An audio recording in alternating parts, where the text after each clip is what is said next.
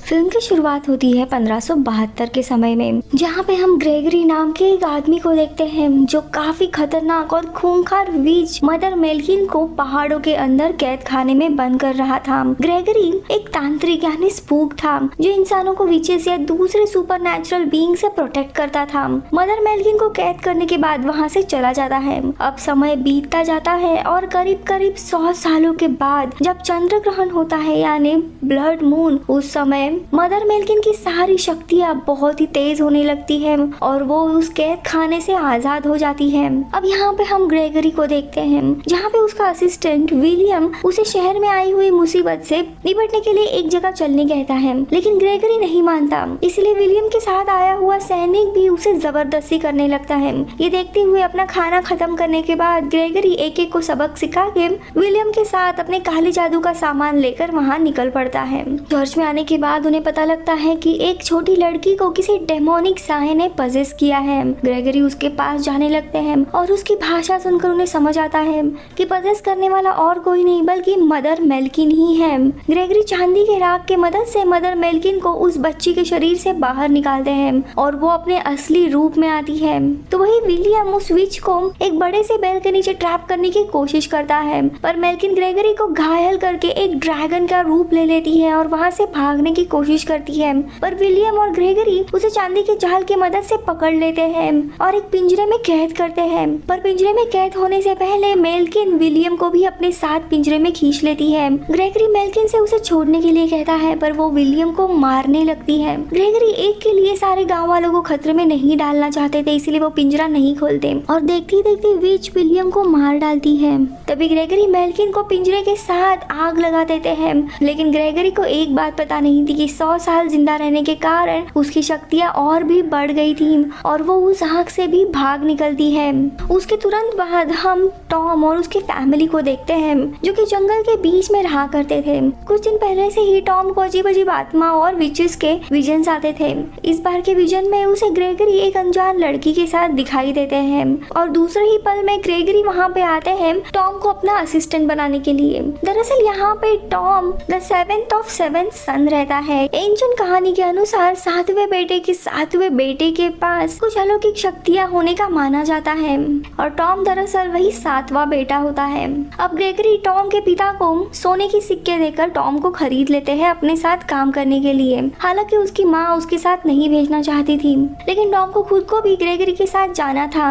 इसीलिए जाने से पहले फिर टॉम की माँ उसे एक जादुई स्टोन देती है जो उसे हमेशा पहन के रखना था। दूसरी तरफ हम मेल्किन को देखते हैं जो अपने वीरान पड़े हुए किले में आती है। वहाँ पे उसकी बहन होती है जिन्हें ग्रेगरी ने बहुत ही क्रूर तरीके से रखा था, उन्हें जलाने की कोशिश की थी और चुपचाप अपने महल में रखने के लिए मजबूर कर दिया था। मेल्किन अपनी शक्तियों से उस जले हुए चेहरे को और अपने खंडर बन चुके किले को सही कर देती है। दूसरी तरफ हम ग्रेगरी और टॉम को देखते हैं जो बाजार में थे। ग्रेगरी टॉम को कुछ सिक्के देते हुए सामान लाने के लिए कहता है और खुद बाहर में चला जाता है। तब वही आसपास कुछ लोग एक लड़की को जलाने जा रहे थे। उनका मानना था कि वो लड़की एक विच है। टॉम उस लड़की को देखकर उसे याद आता है कि ये वही उसके विजन वाली लड़की है, तो वो उन लोगों को रोकते हुए अपने आप को ग्रेगरी का असिस्टेंट बताते हुए लड़की को छुड़वाता है और अपने साथ लेके जाता है। टॉम उसे उसका नाम पूछता है, पर वो लड़की उसे नाम बताने से मना करती है और अपने बारे में ग्रेगरी को ना बताने के लिए कहकर वहाँ से निकल जाती है। फिर वो लड़की मेल्किन के ही बड़े से किले पे आ जाती है और अब हमें पता चलता है उस लड़की का नाम एलिस है और एलिस ये मेल्किन की बहन की बेटी थी जो ग्रेगरी और टॉम पर नजर रख रही थी। यहाँ पे मेल्किन बाकी सारे विचेस और डीमंस को समन करती है। दूसरी तरफ ग्रेगरी अपने वफादार टस से मिलता है और टॉम के साथ वो तीनों भी ग्रेगरी के घर जाने के लिए निकलते हैं, जहाँ ग्रेगरी टॉम को उसकी काबिलियत प्रूव करने के लिए कहता है और वो लोग फिर ग्रेगरी के घर आते हैं। वहाँ एक पेंटिंग द्वारा टॉम को पता चलता है कि ग्रेगरी ये महान फैल्कम ग्रुप से बिलोंग करता है। फैल्कम ग्रुप ये काफी सदियों पहले बनाया हुआ था जो इंसानों को बुरी ताकतें, विचेस, डीमंस इनसे प्रोटेक्ट करता है। ग्रेगरी बताता है कि फैल्कम ग्रुप में सिर्फ वही जिंदा बचा है। आगे वो कहता है कि जल्दी ब्लड मून आने वाला है जो 100 सालों में सिर्फ एक बार आता है और उसी रात मेल्किन सारी शक्तियाँ वापस पाने वाली है। पिछली बार जब ब्लड मून आया था तब बरसों से उसके साथ युद्ध चला था और कई सारे शहर तबाह हो गए थे, इसीलिए उन्हें कैसे भी मदर मेल्किन को जल्द से जल्द रोकना होगा और उसके लिए सिर्फ उनके पास 1 हफ्ते का समय है और वो अगले ही दिन मेल्किन के किले तक निकलने वाले थे। अब यहाँ टॉम जब सोने जा रहा था तब उसे अजीब सी आवाज सुनाई देती है और उसे वो फॉलो करते हुए दरवाजा खोलता है तो एक अजीब सा लोहे का आर्मर बाहर आता है और वो टॉम पर हमला करता है। वो टॉम को मारने ही वाला था लेकिन तभी ग्रेगरी आके उसे बचाते हैं। ग्रेगरी इस बात से काफी गुस्सा होते हैं लेकिन तभी टॉम अपना अचूक निशाने का प्रदर्शन करता है जिससे ग्रेगरी खुश हो जाते हैं और वो उसे विच के काफी सारे साथियों के बारे में बताते हैं जैसे कि रोडू जो कि एक शेप शिफ्टर रहता है। अब अगली सुबह टॉम और ग्रेगरी विच को मारने के लिए उसके किले जाने वाले थे लेकिन उसके पहले ही कुछ सैनिक आकर उन्हें शहर में लेके जाते हैं जहाँ पे सैनिकों ने एक खतरनाक मॉन्स्टर को पकड़ा हुआ था जिसे मारने का काम ग्रेगरी का था। जब ग्रेगरी उस मॉन्स्टर को देखने जाते हैं तब वो समझ जाते हैं कि ये विच का ही एक मॉन्स्टर है और उसका नाम उर्ग है। ये दरअसल शेप शिफ्टर रहता है और वो ग्रेगरी पर हमला करने के लिए पिंजरा तोड़ के आता है लेकिन ग्रेगरी जैसे ही उसके ऊपर मंत्र फूकते वो अपने असली रूप में आता है। यहाँ पे ग्रेगरी उस मॉन्स्टर के बीच में घमासान युद्ध होता है और टॉम की मदद से वो उर्ग को पिंजरे में कैद करते हैं लेकिन उस मॉन्स्टर को खत्म करने के लिए जलाना था और टॉम की काबिलियत चेक करने के लिए वो उसे जलाने के लिए कहते हैं लेकिन टॉम जिसने आज तक एक मक्खी भी नहीं मारी होती है वो उस इंसान को नहीं मार पाता। ये देखते हुए ग्रेगरी को वो काम पूरा करना पड़ता है लेकिन ग्रेगरी उसके बाद टॉम पर काफी बरस पड़ते हैं क्योंकि उनका मेन लक्ष्य था उस विच को मारना और उसी के फॉलोवर को टॉम मार नहीं सकता यानी उनकी ट्रेनिंग का कोई भी फायदा नहीं हो रहा है। उसी रात मदर मेल्किन की बाकी की सेना जैसे सैस्किन, स्ट्रिक्स, रोडू, विरादरा ये सारे लोग उसके किले तक पहुंच गए थे आगे आने वाली लड़ाई के लिए। यहाँ पे एलिस टॉम और ग्रेगरी पर नजर रख रही थी। वो समझ जाती है कि उन्होंने उर्ग को मार दिया है लेकिन टॉम को देख उसे कहीं ना कहीं वो पसंद आ रहा था और उस रात जब वो टॉम से मिलती है तब उसे पता चलता है कि वो दोनों भी एक दूसरे से अलग नहीं रह सकते। हालांकि एलिस को भी ये सारी चीजें छोड़ के कहीं और जाके रहना था।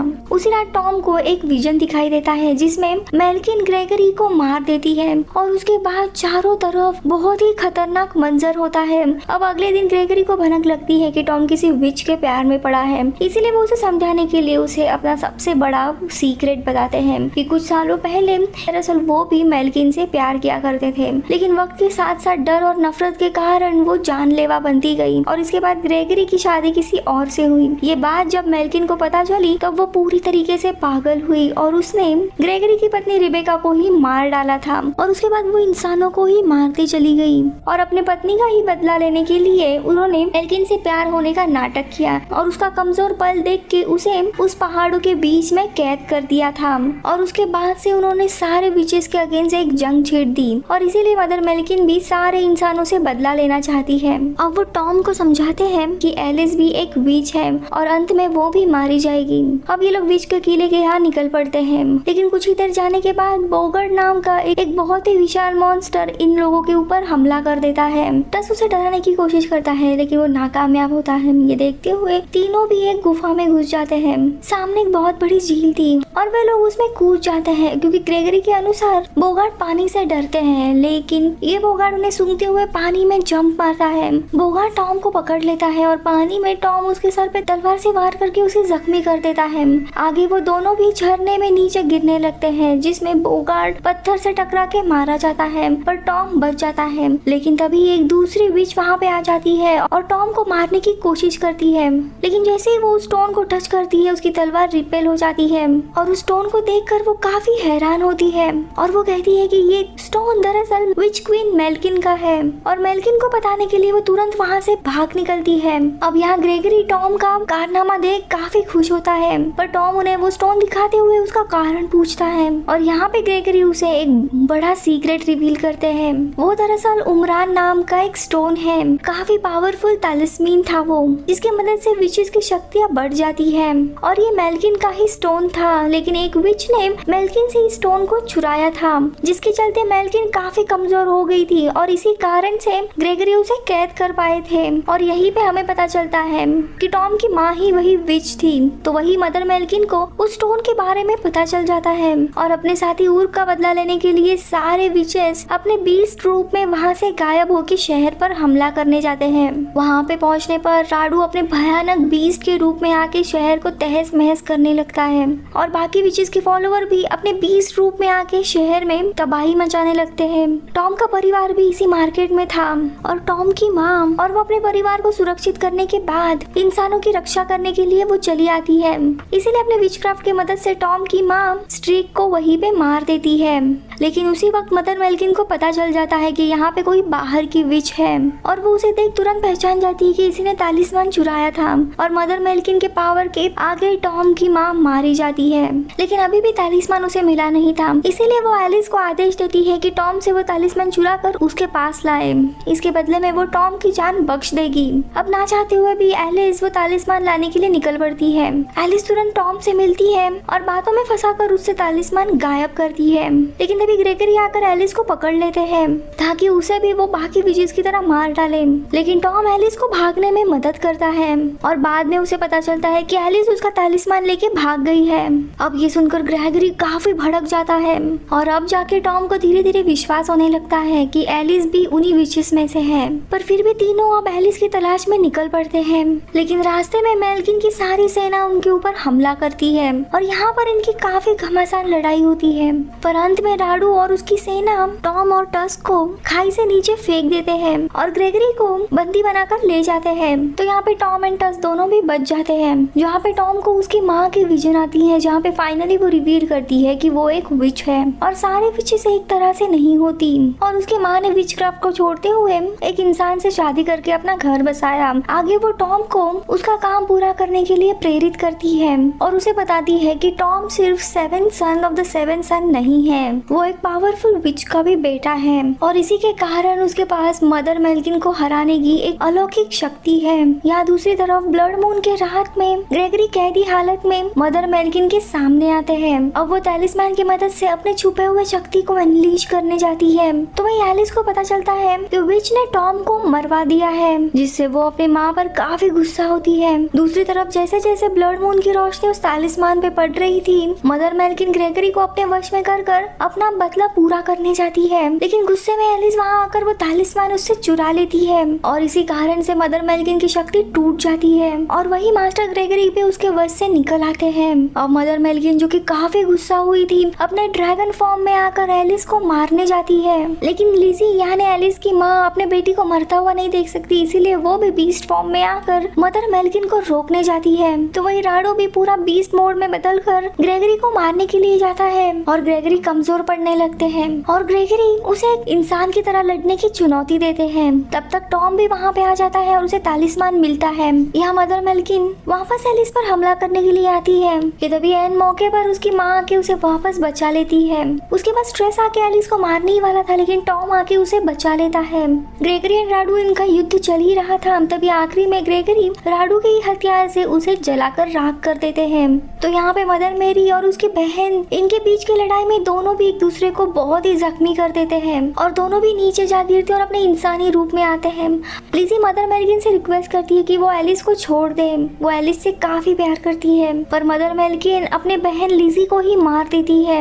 अब मदर मेल्किन को पता चलता है कि यहाँ पर कोई भी उसका बचा नहीं है, वो अपने आखिरी समय में बैठी थी और तभी ग्रेगरी उसे आके मारने पड़ते हैं। लेकिन वो ग्रेगरी को गुमराह करके उसे मारने जाती है, लेकिन तभी टॉम दूर उसे अपना निशाना साधते हुए उसे सीधा चांदी के चाकू से मार देता है और उनके पूरे राज्य को आग लगा देने के बाद अपने काम में सब लोग कामयाब होते हैं। यहाँ पे टॉम ने विच को मारते हुए अपना काम पूरा किया था, इसीलिए ग्रेगरी उसे फैल्कम नाइट में शामिल करके सम्मानित करते हैं। अब अगले दिन एलिस टॉम से मिलती है, पर वो इस बात को जानती थी कि टॉम का भाग्य भी ग्रेगरी की तरह ही अलग अलग क्रीचर को मारना है, इसलिए दोनों कभी भी एक नहीं हो सकते। और टॉम वादा करता है कि वो उससे वापस मिलने आएगा। टॉम को लगता है कि अब वो वापस ग्रेगरी के साथ नए मिशन में जाने के लिए तैयार है, लेकिन तभी ग्रेगरी उसे बताते हैं कि उसे उनका असिस्टेंट बने रहने की जरूरत नहीं है, क्योंकि उसने अपनी काबिलियत साबित की है। वो इसी गांव में एलिस के साथ रह के इस गांव की रक्षा कर सकता है।